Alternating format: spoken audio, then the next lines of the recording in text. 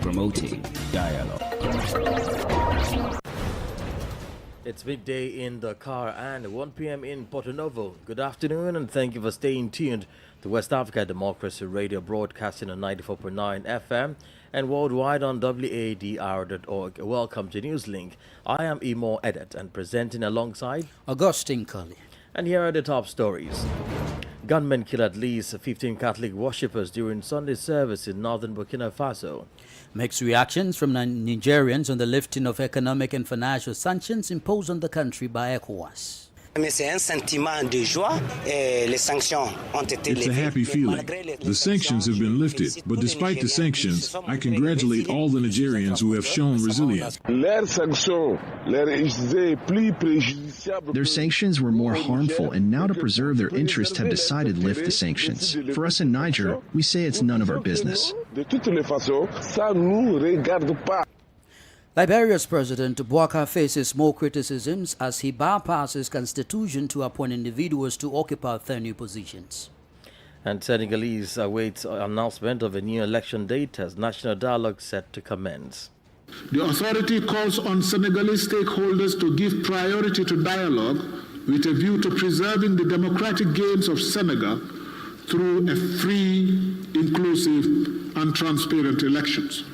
Let's stay tuned for details of these stories and more. West Africa Democracy Radio. It's you speaking. Many thanks for joining us and a warm welcome to our listeners in the Gambia, Ghana and Liberia. Well, let's begin in Burkina Faso, where at least 15 Catholic worshippers were killed during a Sunday mass in the northern region of the country. The worshippers had gathered for service at the village of Esakane, the country's conflict-hit northern region, when the gunmen attacked the community. No group has claimed responsibility for the attack. However, Islamic extremists are suspected of carrying out the attack amid the frequent attacks on remote communities and security forces, especially in the northern region of Burkina Faso. Ogubierka completes the story. In a statement issued by Abbot John Pierre Sawatogo, Vicar General of the Catholic Diocese of Dori, the Sunday's violence in the village of Esaken was a terrorist attack which left 12 worshippers dead at the scene, while 3 others died later as they were being treated for their wounds. He said 2 others were injured in the attack. In such a painful situation, the Catholic Deputy Bishop asked citizens to pray to God for those who have died in faith, for the healing of the wounded, and for the conversion of those who continue to sow death and desolation in Burkina Faso. Armed groups have carried out several attacks in Burkina Faso's northern region, targeting Christian churches and the abduction of clergy. Thousands have been killed and more than 2 million people displaced in the country that experienced 2 coups in 2022. According to an August 2023 report by the Africa Center for Strategic Studies, the number of people killed by armed groups has nearly tripled compared with the 18 previous months. In addition to the limited capacity of the junta-led government, the security situation has been worsened by the country's porous borders with Mali and Niger, both of which are also run by military officials and also struggle with security crisis. Ogubierka reporting there. Let's cross over to Nigeria, where scores of people tragically lost their lives in a stampede at a customs warehouse in Lagos, Nigeria's commercial capital, over the weekend. The incident occurred after the government directed the Nigeria Customs Service to sell seized bags of rice to citizens at subsidized rates. The government's initiative to sell off subsidized rice aimed to mitigate the burdensome effects of inflation on citizens. Nonetheless, the execution of this plan resulted in widespread confusion and tragedy. Usma Oman has more details in this report. To mitigate the increasing hardships caused by surging inflation currently at 28.9%, the government recently attempted to distribute subsidized rice. In the past 2 weeks, the prices of essential goods, particularly food items and transportation services, have more than tripled. Unfortunately, despite good intentions, the distribution process became chaotic when overwhelmed custom officials resorted to distributing the rice for free rather than collecting the required payment, further aggravating the situation. An eyewitness who went through a harrowing experience narrated his account of securing 25-kilogram bags of rice. I met like more than 50 people in my front. As an old man, I look my house. I have 6 children, 5 girls, 1 boy. My daughter and I, on Monday, she will go back to Ekiti State University. At the 5:31, if you no see where they work. As I hear say the sheriff, I just rush come. As I come through, I say today, whether I die or live, I must get food to my house because I don't have anything. And my salary tomorrow I will collect salary. So as I come, I say we push everybody for anybody way fall down. If they match you, my face, 2 people don't die already. Another eyewitness confirmed the presence of dead bodies at the scene of the stampede. Though the rice is free, but there should be a guide on how to give people rice. Because everybody, because of the hardship, everybody's just struggling to take rice. But I just find my way to even enter the container. Even inside that container, where there's like 2 people are 4 that we are just marching. I don't know their own condition for that. Maybe they will still survive it or not. So I don't know. The government has yet to issue an official response regarding this tragic incident. The escalating cost of living has also led to unconfirmed reports and video footage showing citizens attacking trucks carrying food items and looting the goods. For Newslink on West Africa Democracy Radio, Usman Umar reporting from Abuja. Well, let's take you over now to Niger, where even with the lifting of economic and financial sanctions imposed on the country by the Economic Community of West African States, ECOWAS, some members of the population care less. At its extraordinary summit held in Abuja, Nigeria, over the weekend, the heads of state of the bloc say their decision was based mainly on humanitarian grounds. WADR's Nadi Detete has more details in this report. After 7 months of embargo, the sanctions imposed on Niger by ECOWAS following the military coup on July 26 last year were lifted with immediate effect on Saturday after the extraordinary summit of heads of state of the sub-regional organization. President of ECOWAS Commission, Omar Aliou Toure, said the lifting of the sanctions on Niger was purely on humanitarian grounds to ease the suffering caused as a result. In Niamey, the lifting of these sanctions has been met with varying degrees of appreciation by the population. It's a happy feeling. The sanctions have been lifted, but despite the sanctions, I congratulate all the Nigerians who have shown resilience. As a hauler, we recently traveled from Togo through Burkina to Niger, spending 4 months on the road. With the lifted sanctions, we are optimistic about improved financial transactions and possible incentives, easing our financial burdens. According to Abdoulaye Momoni, Executive Secretary of the African Convention for a Just Society, the lifting of these bans against Niger is considered a non-event. Their sanctions were more harmful, and now to preserve their interest have decided to lift the sanctions. For us in Niger, we say it's none of our business. On the other hand, Amadou Kimba, Secretary General of the Consultation Framework for Democratic Struggles, commended the maturity displayed by ECOWAS heads of state. However, he emphasized that this maturity should translate into tangible and effective actions. If the decision to lift sanctions is driven by a genuine African consciousness, if it stems from introspection and self-criticism rather than external influence, we welcome it. Following the removal of these sanctions, Niger's borders and airspace have been reopened. Financial transactions between ECOWAS countries will resume, and assets of the Nigerian state have been unfrozen. For WADR, Nadi Diteti. More stories coming up on West Africa Democracy Radio. Newslink continues. The sub-regional bloc ECOWAS has urged stakeholders in Senegal to prioritize dialogue following the impasse on the postponement of the country's election. President Macky Sall has encountered significant backlash after delaying the originally scheduled vote on February 25, leading to a severe political crisis in the country. Thus, by the Constitutional Council overturning the delay and urging for the vote to take place as soon as possible last week, a date is yet to be given. Speaking at an extraordinary ECOWAS summit in Abuja, President of the ECOWAS Commission, Omar Aliou Toure, also appealed to the international partners not to interfere in the affairs of sovereign African states.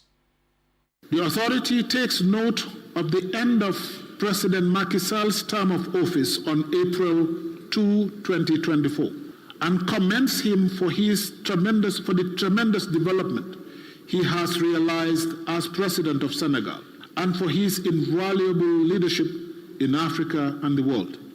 The authority calls on Senegalese stakeholders to give priority to dialogue with a view to preserving the democratic gains of Senegal through a free, inclusive, and transparent elections. The leaders underscore their commitment to African sovereignty, independence, and unity. In this regard, the authority appeals to all partners to respect African countries' sovereignty and independence and avoid interferences that risk destabilizing member states and adversely affect regional unity. President of the ECOWAS Commission, Omar Aliou Touré. Well, still in Senegal, after 8 months of closure, face-to-face classes resumed this Monday at Dakar's Sheikh Anta Diop University. The university was closed last June due to political tensions in the country. Since then, classes have been conducted remotely. The reopening of the university has brought relief to many students. Abdullah Hassan completes the story. Last Friday, UCAD's Academic Council decided to resume face-to-face classes, a decision welcomed by the students, many of whom had demonstrated in favor of the reopening. Aliou Jallo, a medical student and a member of the Academic Council of Sheikh Anta Diop University in Dakar, expressed his satisfaction with the decision. Nous ne faisons que nous réjouir de cette décision qui quand même, même si... We're pleased with this decision, even though it took a while. It comes at a crucial time when students truly require it. While we could welcome the new baccalaureate students this year and hope to address the backlog, the numerous delays have already occurred since the academic year typically begins in October. Nonetheless, we appreciate this courageous decision. Et malgré tout, quand même, on se réjouit de la décision courageuse qui a été prise. However, not all students will be able to attend this Monday, as the university residences are still closed for the time being. A development Aliou Jallo finds concerning. Ceci reste notre plus grande préoccupation parce que l'université Cheikh Anta Diop quand même capitalise. Starting studies without accommodation would be an exceedingly challenging endeavor. We anticipate the upcoming board meeting, where we hope they will consider and determine a precise reopening date for student residences. Et nous espérons que le conseil d'administration du COUD, qui doit se réunir incessamment, donc se prononcera sur ceci. You may recall that the Sheikh Anta Diop University in Dakar had been closed since June 2023, following the demonstrations that ensued after the sentencing of opposition politician Ousmane Sonko, a man whose possible release was highlighted by President Macky Sall during a media engagement last Thursday. In the coming days, a decree on amnesty, setting of a new election date, and discussions around the release of more political prisoners will take center stage at the proposed national dialogue by the Senegalese head of state aimed at calming tensions across the country. Abdullah Hassan filed that report. Ghana's National Communication Authority, NCA, has shut down 4 FM radio stations in Baku Upper East region. The affected stations are Baku FM, Source FM, Zara FM, and Guma FM. The NCA claims the decision came in response to recommendations from the Upper East Regional Security Council and guardians from the Ministry of National Security. They alleged that the stations played a role in aggravating the long-standing Baku conflict, which has resulted in significant loss of lives and property. The NCA invoked their authority under the Electronic Communications Act of 2008, allowing them to suspend or revoke licenses when national security or public interest is at stake. The NCA further stated the closure aims to curb the disinformation of information and could further escalate tensions and unrest in the Baku area. The move has drawn mixed reactions, with some supporting the NCA's decision and others expressing concerns about press freedom and potential censorship. You're listening to Newslink on West Africa Democracy Radio 94.9 FM Dakar. Here is a reminder of our top stories. Gunmen killed at least 15 Catholic worshippers during Sunday service in northern Burkina Faso. Mixed reactions from Nigerians on the lifting of economic and financial sanctions imposed on the country by ECOWAS. And still ahead, Liberia's President Boakai faces more criticisms as he bypasses constitution to appoint individuals to occupy 10 positions. Senegalese await announcement of a new election date as national dialogue set to commence. We also have the newspaper review, guest interview, and sport news. Please stay with us. You are listening to West Africa Democracy Radio, broadcasting from Dakar, Senegal. Don't forget, we are streaming live on WADR.org, Facebook, and YouTube. Well, the Association of Rubber Sector Actors in Liberia has announced a plan to stage a mass protest this week against the imposition of an executive order banning the importation of unprocessed rubber by former President George Weah. This action comes after the December 2023 implementation of the ban, which Weah justified as a means to stimulate domestic production and manufacturing within the country. However, the chairman of the group, James Sika, contests these claims, asserting that the ban negatively impacts the sector and endanger the livelihood of its members and their families.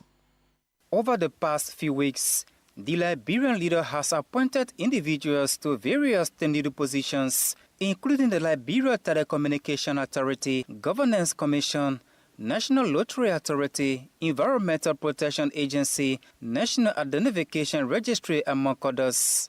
Bapodu County District No. 2 Representative Luther Collins believes that the president's decision to appoint individuals to positions still held by tenured officials without providing cause for dismissal, declaring vacancies, or seeking mutual consent violates the Constitution.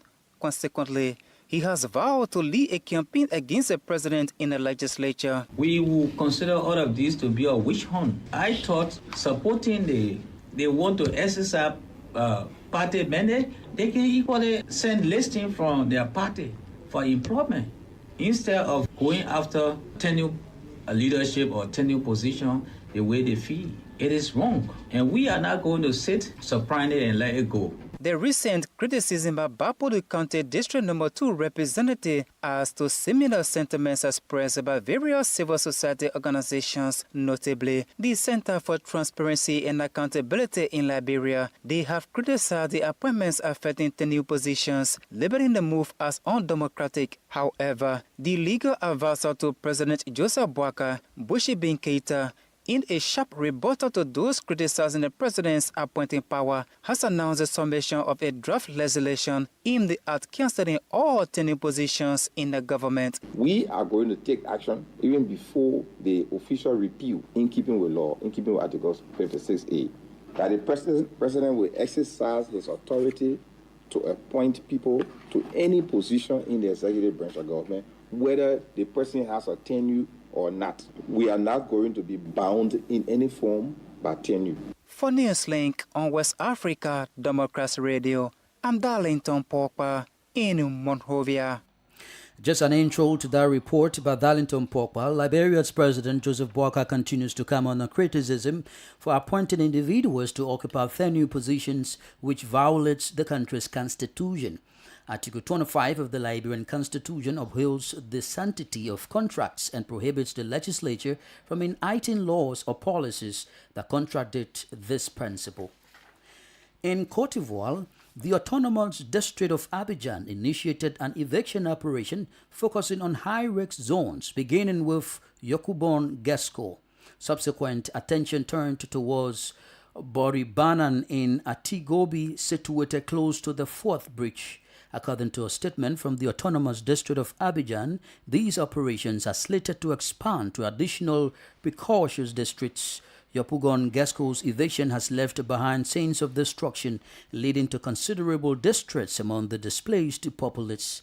The town hall of Yopougon distanced themselves from the eviction, conveying sympathy. Meanwhile, the Autonomous District maintains that evictions seek to forestall catastrophes, though in the rainy season.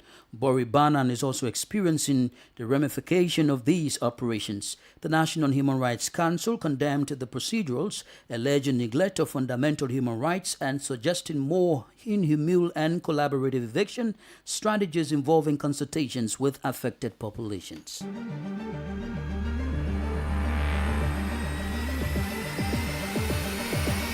This is the newspaper review. Stay on top of the news. Get the most important stories with added insight and concise review. This is the newspaper review. Let's head back to Nigeria as we join Usman Umar for the newspaper review. Hello and welcome to the press review segment. We start with the Daily Sun newspaper, leading with this story. National Assembly considers conduct of all elections same day.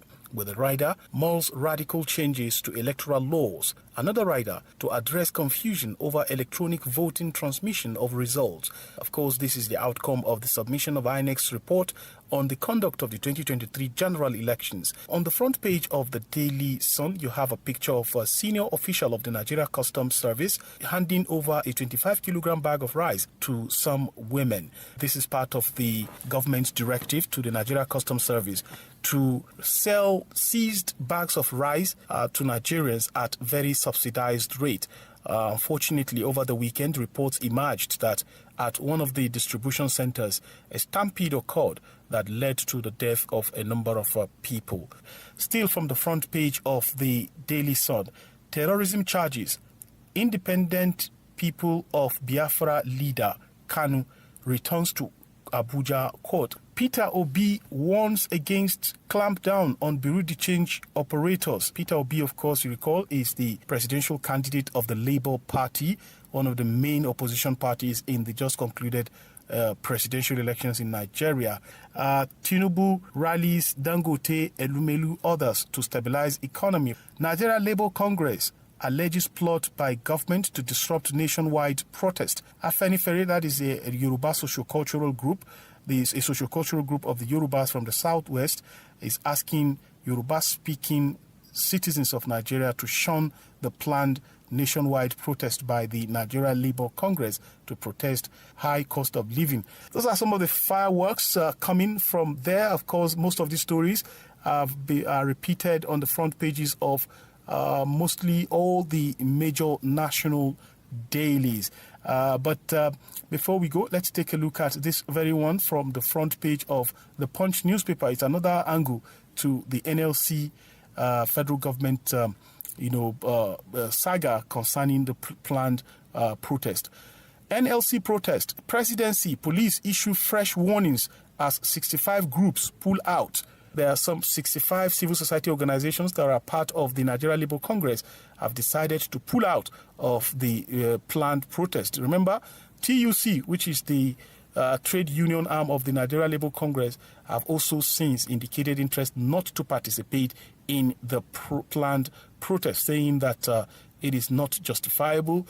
The government is trying its best to rein in on the situation, and this is not the time for any form of protest. And this is the much we have for you on today's edition of the Press Review segment with me, Osman Umar, from Nigeria's capital, Abuja. It's back to you.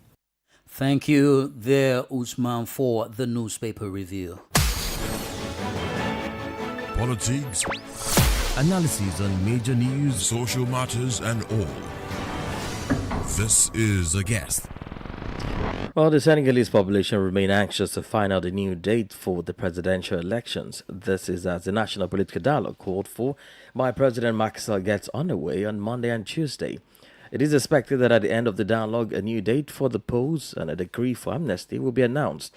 But how inclusive would this be after 16 candidates under the platform FC25 or FC25 and some civil society groups announced last week that they will boycott the dialogue? This was a question we posed to our guest, a political analyst, Gege Njeng. We expected this to happen because it is politics. There are some who believe that accepting to go to the dialogue is tantamount to accepting a deal with the president. Some are trying to preserve the political interest. They don't want to let the people believe that they are accepting a deal with the president. Some see it that way. I think this is the reason why some of them are refusing. Others also are refusing because they believe that maybe going to the dialogue would lead to the cancellation of the list issued by the Constitutional Council, and that would mean reshuffling everything, restarting, and they may not be on that list.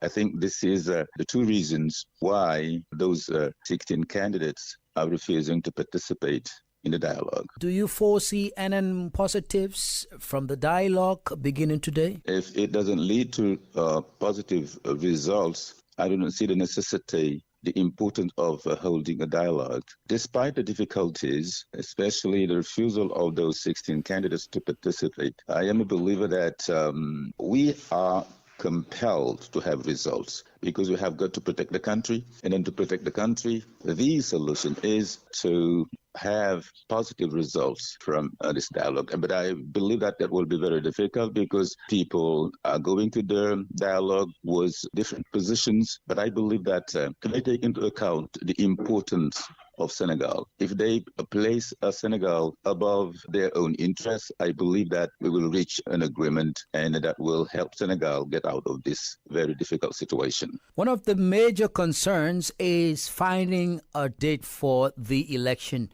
Do you think a date will be chosen today or tomorrow? I believe that today that will not be possible. That is what I see. Maybe tomorrow, but today I think they will be holding discussions, they will be debating, they will be exchanging in order to decide and what to do. Maybe that can be tomorrow. I am hoping that maybe tomorrow there will be a date if they agree on that. But we don't have got to discard other options by the participants because some are going to the dialogue to have everything reshuffled, to have everything restarted. So we can't tell for sure what's going to happen, what is going to come out of the dialogue. But if there is any date to be set, I think that will be not today but tomorrow. That was political analyst Gagin Cheng. Let's join Sankula Janko for the latest in sports news.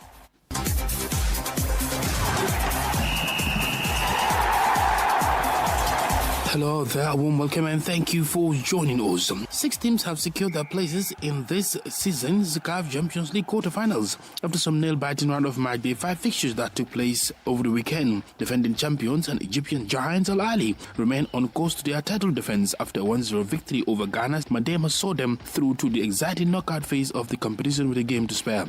Joining the reigning champions after match day 5 are 5 strong African clubs. Ivorian side ASEC Mimosas, South Africa's Mamelodi Sundown, who are also the African Football League champions, Angola's Pedro de Luanda, former African champions and FIFA World Club finalist TP Mazembe, and Tanzania's Young Africans, who all qualify for the quarterfinals of the continent's Premier Club competition with a game in hand. The qualification of the 6 teams officially set up a grand closing to the group stages of the competition and what is sure to be a dramatic race to securing the last 2 available spots on match day 6 scheduled for 1 and 2 March 2024. The 2 remaining places will be contested in Group B and C. In Group B, Morocco's Wydad AC, who had a rather slow start to the group stage campaign, injected life into the title ambitions with a 1-0 win over Jawanda Galaxy in Botswana. A result that sees them tied on 6 points with Simba AC, who face Joanna's Galaxy in next week's final round, while Wydad take on the high-flying ASEC Mimosas. In Group C, Pedro Luanda's qualification leaves the race for a second place to be contested by Esperance Sportif de Tunis and Al Hilal. Interestingly, the 2 sides face each other head-on in a fixture that promises to produce fireworks in Tunis on Saturday evening, according to CAF official website. And that's it for sports. It's back to you. And we've come to the end of this edition of Newslink from West Africa Democracy Radio, broadcasting from Dakar, Senegal. Thank you for listening, and many thanks to Christian Mukudi and Maudo Ju for the technical assistance. Well, let's continue the conversation on our social media platforms, X, formerly Twitter, Instagram, at WADR News, and Facebook, West Africa Democracy Radio English Service. I am Imo Edet. I am Augustine Cully. Good afternoon. And many thanks to you for listening to Newslink via Hot 104.3 FM, Newmi FM 94.0, and Veritas Radio 102.9 in Banjul, the Gambia. We also appreciate our listeners in Liberia via Alternative Youth Radio